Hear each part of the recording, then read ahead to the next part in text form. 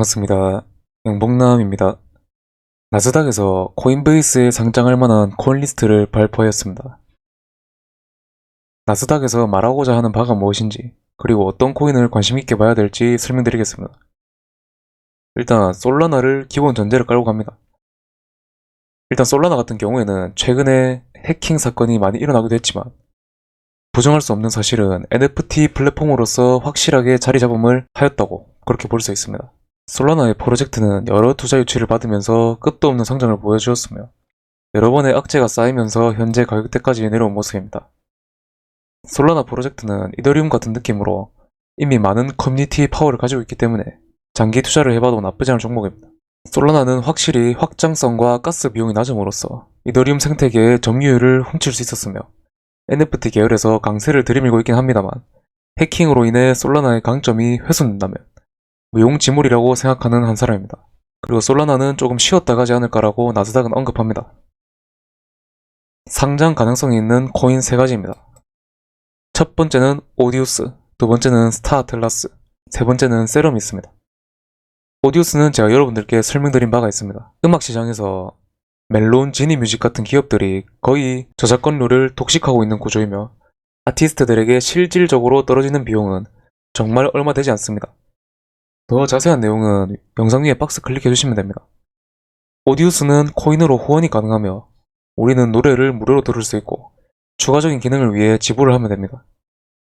그럼 오디우스에 대해 어떻게 평가하는지 살펴보겠습니다.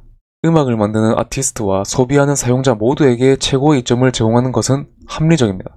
그 말은 즉슨 아티스트는 사용자에게 노래를 제공할 수 있고 이용자는 기업 독식 구조에서 벗어나 아티스트들에게 직접적으로 후원이 가능합니다. 그리고 오디우스는 틱톡과 파트너십을 맺었기 때문에 더 성장할 수 있게 됩니다. 세계적으로 성장 중인 틱톡과 파트너십을 맺었다면 오디우스의 성장은 말도 안 될 것이라고 생각합니다. 두 번째는 스타아틀라스입니다. 스타아틀라스 같은 경우에는 저도 기대감이 큰 프로젝트이며 아직은 큰 관심을 주고 보고 있지 않습니다. 보통 시장은 기대감으로 스타트를 끊으면서 실제 시장에 나오게 되었을 때 그 기대감을 충족시켰을 경우 가격은 이미 오른 상태에서 횡보를 하고 실망하게 되었을 경우에는 실망 매물이 나오는 경우입니다. 한 줄로 이렇게 말할 수 있습니다. 스타아틀라스에 대한 투자는 아직 이르다. 근데 이럴 때 투자해야 돈을 벌 수 있는 거는 투자 시장에서 명확합니다. 그런 의미에서 스타아틀라스는 지금 매수를 해봐도 정말 나쁘지 않은 구간이다 라고 말할 수 있습니다. 현재 시가총액도 상당히 매력적이며 바닥을 잘 다지고 있는 모습입니다.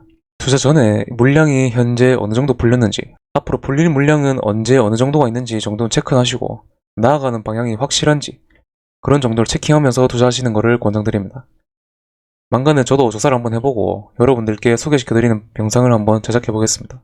참고로 스타아틀라스는 메타버스 게임 코인입니다. 세 번째는 세럼입니다.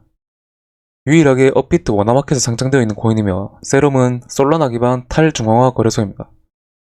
저도 덱스 투자는 선호하지 않는 편입니다. 거래소에 투자를 해서 내가 얻는 이익은 뭘까라는 생각입니다.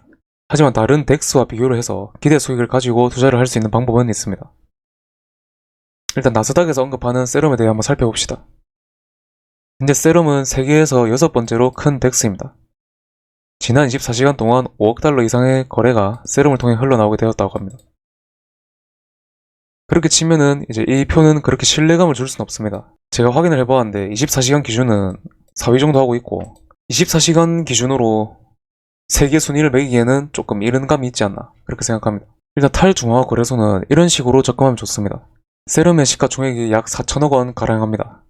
그럼 세럼 밑에 있는 코인이 더 비싸다면 세럼은 저평가되어 있다고 볼 수도 있고 세럼 순위권 위에 있는 코인과 가격 차이가 꽤 많이 난다면 역시 저평가로 판단해 볼 수 있습니다. 간단하게 팬텀 기반인 스푸키 수합과 비교를 해봅시다. 스푸키 수합은 1700억가량입니다. 세럼 코인은 3700억 정도의 순위에 비해 스푸키 수합이 생각보다 저평가되었다는 것을 확인할 수 있습니다.